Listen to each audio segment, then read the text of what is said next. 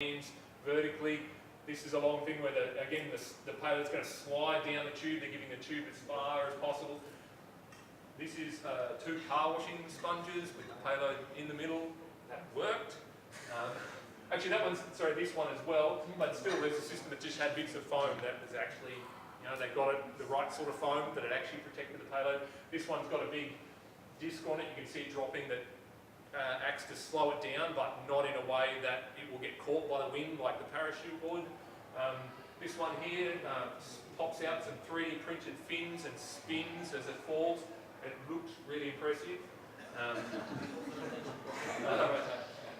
But that was also with a different impact monitor system, that vibration was probably their problem during their flight. And so then, you know, different types of aircraft. This is something I would, if you're talking to teams, recommend them not to do. Need some contraption to take off from.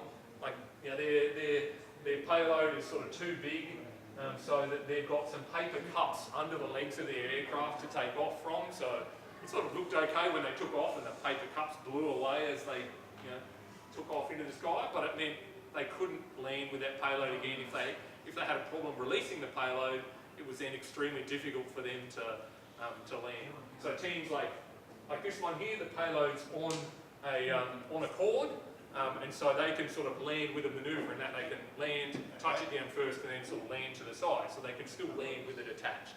But some systems where it's not possible to land when it's still attached, you need a 100% reliable system to not get in problems. And that's their drop system, as in the mechanism to release it.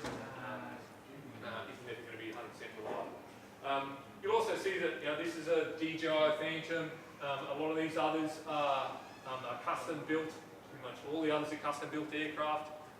So within the rules, you can't buy a complete system. Like, you can't go to one school and say, I'm a new school, can I buy your system? You need to have done some development, but you can use an off-the-shelf aircraft and put your own release mechanism and develop your own, you know, protection system. But so you don't have to build an aircraft, you can just buy an aircraft, but you can't buy the whole thing of saying, I just went to Hobby King and they've got this payload protection system and a release mechanism, and I just, you know, put some duct tape around it and I was done. So that's So I haven't talked too much about safety yet, but safety is a big issue for us about what we go through.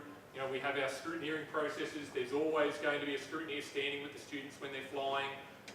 We have in the sort of event information that will get sent out after the go decisions, that we'll talk about footwear, about sun protection. We'll have a daily briefing about safety. So it's a big factor for us. And out of that, partly out of that, we have another award that's called the Airmanship Award. So Airmanship, you know, I'll segue to Brendan. He always does the airmanship spiel. Airmanship comes from piloting. It's that decision making of knowing when to go, when to not go, when things hit safety barriers, knowing the performance, knowing your limitations. So it's really, you know, you'll hear seamanship on marine. Airmanship is a big thing for pilots.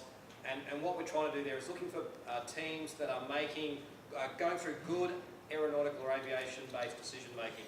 So teams may be that the wind is too high and they recognise that flying is not safe and they make the call rather than us, or that the way they might be good airmanship in the fact of the way the team communication is going on. So as judges, we're looking not at the actual performance in terms of the competition deliverable, but whether or not they're performing in a professional aviation manner and making appropriate decisions. Okay, pretty much the slides I've got. I'm not sure if there's anything you wanted to add, John.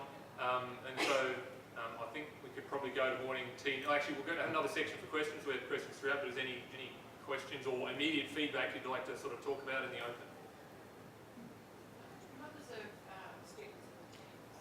So minimum 2. So we require, like as a team event, aviation's a team activity. So minimum of 2. But to the actual team, like you can have 2 classes who are working on it, and they can all nominally be part of the team. But on the field, you can only have those 6 go onto the field. I think we've had up to 20 before, and it didn't work that well. And equally, you can have multiple teams from the school. So it's not a case of the school can only have one team. It depends on what. If there's only one aircraft, obviously it's probably one team. But if there's multiple aircraft in the class, you've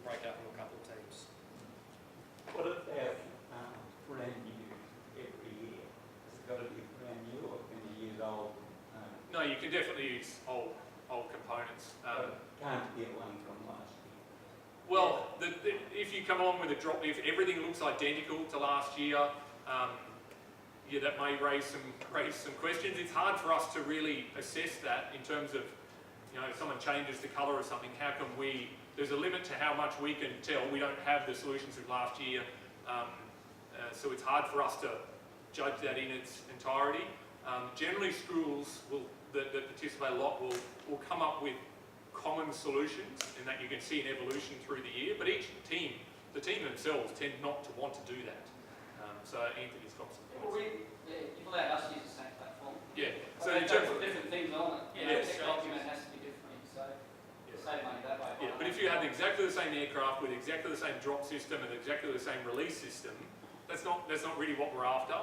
But also the students will tend to want to have some contribution there, and they'll know that that's not their work, and they won't be able to talk about it convincingly. So they might do great in the drops, but if they didn't do it, they're not going to scrutiny very well. They're not going to present very well. They're not going to answer questions very And well. one of the reasons when we talked about the plagiarism in the document, because we use a document to assess safety, if it's got in there saying that we've done this risk assessment and we've done this, but we know that those students didn't prepare it, we've got no confidence that they actually understand the safety implications of what they're doing. They're just simply taking last year's work and presenting it without understanding. And part of our obligation to CASA is to have that they understand the safety aspects of what we're doing.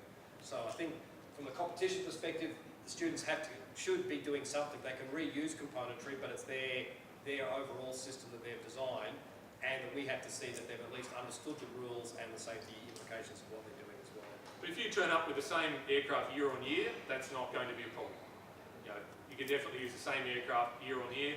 The protection system and how they're releasing the payload, they're the sort of things that fail. With the multi-rotors, you don't have many circumstances of the aircraft being the failure point.